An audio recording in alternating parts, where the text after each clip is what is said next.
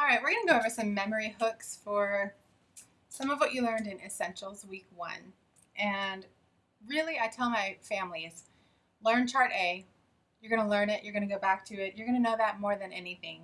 All of the other charts point back to Chart A. It's kind of like the one ring that rules all the other rings. Okay, so really get to know Chart A.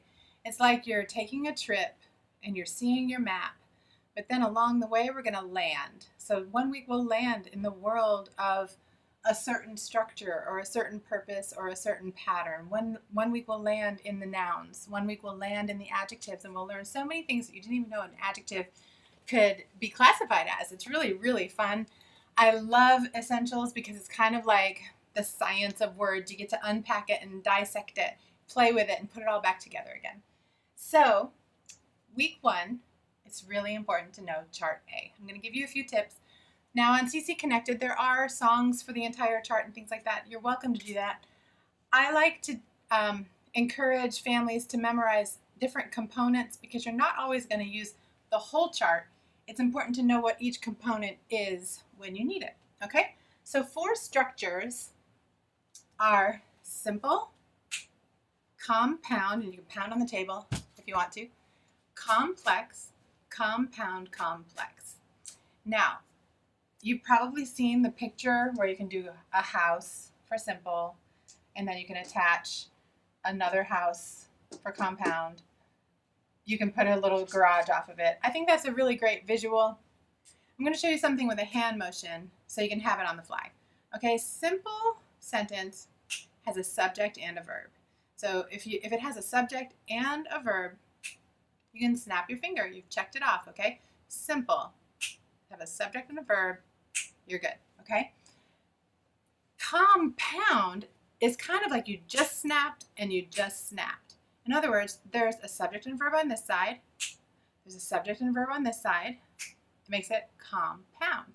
Now, it's going to be hooked over with a coordinating conjunction, right? Or some kind of a conjunction. And so that's going to look like this when we learn our parts of speech. So compound. Complex is when you have clauses. Okay, so a clause has a subject and a verb. Sadie sings. Subject and a verb. If I put a period at the end, it's a sentence. Great. Let's just look at it like it's a clause. Sadie sings. Now let's join it and make it compound. Sadie sings and Amy smiles. Okay, Sadie sings. They're both there. And we'll do the little thing over. Say Amy smiles. Compound. What if I said, when Sadie sings, okay, this is here, right? When Sadie sings, Amy smiles. Do they both stand alone, or is one going to be dependent on the rest? What if I said to you, when Sadie sings? Are you thinking, what? What happens when Sadie sings, right? So it doesn't stand alone completely. So that's how you can identify. And if you're a second or third or fourth year student and you want to recognize those complex sentences right away, learn your subordinating conjunctions list and you can spot them so fast. But we're not going to get there for quite a few weeks. Right now, I'm just giving you a tiny glimpse into what it is. So complex, and then guess what? Compound complex has both. So if I said, when Sadie sings, Amy smiles and Amy claps. Do you hear it?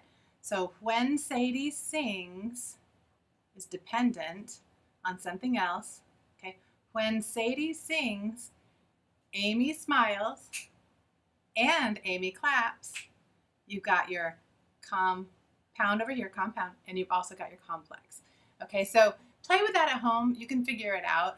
Use lots of sentences. If you just, for this week, simple. Keep it simple. Do 2-word sentences. Maybe start adding a few words, but keep it with one subject and one verb. That's where we're at, okay? Purposes. So you can take that sentence, Sadie sings, and that's just declaring something. Sadie sings, okay? What if I said, Sadie sings at the Super Bowl? I would be a little bit excited about that. I would put an exclamation point at the end of that because that would exclaim some strong emotion. Whoa, Sadie sings at the Super Bowl. Okay, so Sadie sings, declares it. Sadie sings at the Super Bowl. I'm exclaiming with really strong emotion, so I'm going to end it with an exclamation point. What if I asked it a question? Does Sadie sing? What does Sadie sing? What song is she singing right now? Why does she like that song? If I interrogate her, why do you like that song? What do you like about that song? What's your favorite part of that song? What's your favorite word in that part of the song? She would be like, Mom, stop asking me questions. You're interrogating me, right? So interrogative is asking questions and ends in a question mark. Good job. Okay? And then the last one is a command. It is imperative. Okay? So if I said, Sadie, sing. Clean your room. Clean the bunny cage. Feed the dog. Those are commands. My favorite place to look for imperative sentences, imperative sentence purposes, are in the Bible, because God finds that it is imperative that the implied you, which is the subject, you're the subject, I'm the subject, the reader is the subject. Love the Lord your God with all your heart and soul and mind and strength. Love your neighbor as yourself, right? Go into all the world. There's all of these beautiful things that he needs us to do, and it's imperative that we join him and we do it. If you have the subject, anything after the subject is the predicate. So the subject is that part about which something is being said. Do that again. The subject is that part about which something is being said. And then the predicate is that part which says something about the subject. The predicate is that part which says something about the subject. So you're going to find verbs and direct objects and all kinds of things in the predicate. But for right now, keep it simple. The predicate is just all the stuff that talks about the subject later. Okay? Purposes, structures, clauses, subject, predicate. What else is on chart A? There are 7 patterns. Sadie, can you come help us with this one? Because this looks really difficult, but it's not. It doesn't have to be. I want to give you moms a little tip. We're going to hang out on these top ones for a very long time. It'll be almost your Thanksgiving, Christmas break when we start all of these. Okay? So don't freak out. 2nd and 3rd and 4th year students, you can do a lot. Try to do a lot with all of them. But Sadie, come on over. What song do we use for this? We use Doe a Deer. Right. So let's show them how it works. Ready? 7 patterns, SVI, SVTDO, SVLPN, SVLPA, SVTIODO, SVTDOOCN, SVTDOOCA. 7 sentence patterns. Very good. So let's do it one more time. You can sing along with us. My favorite part is when we get to the SVTIODO, SVTDOOCN, SVTDOOCA. Don't worry about knowing what those means right now. Don't worry about knowing what those mean now. Just memorize it. Ready?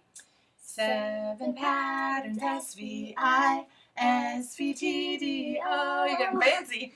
SVLPN, SVLPA, SVTIODO. Good job. SVTDOOCN, SVTDOOCA.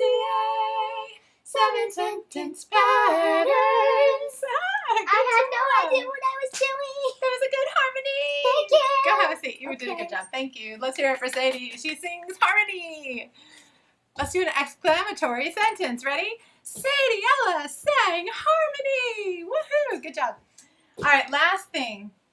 And that is, I like to have the students memorize the parts of speech using body parts.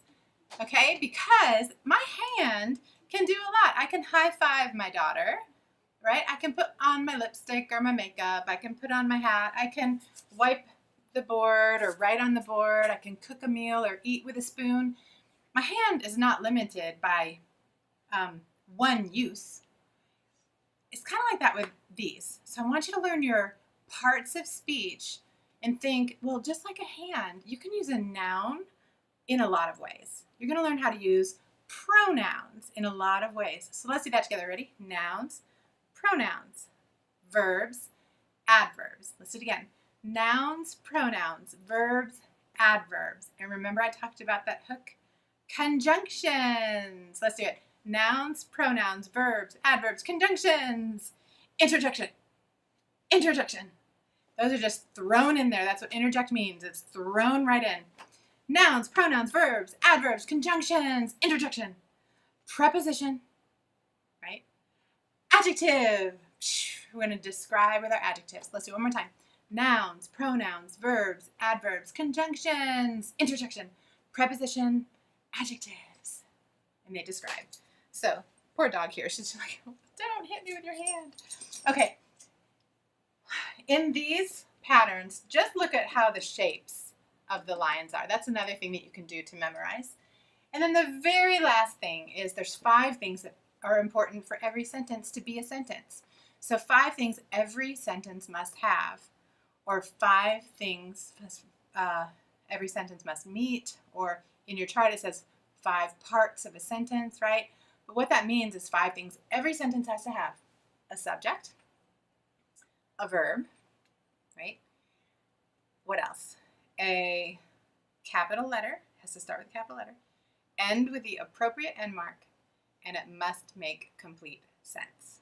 So there you go, that's chart A. And then chart B, I really want to just have you this week take out chart B and see if you recognize any initials, what they might look like, what they might be, words like simple, words like structure. Read and see, are all of these sentences, subject and verb, are they simple? Do any of them change purposes? Which ones are declaring something? Which ones are interrogative? Which ones are imperative? Which ones are exclamatory? And then see with the patterns if you can just identify and play with the first one and the second one. You can still read all the rest, but if you just really get to know the first 2 in every one of those boxes, you are going to be set for class. So there you go, Essentials Week 1. I hope you have fun at the beginning of your journey. Thanks for watching.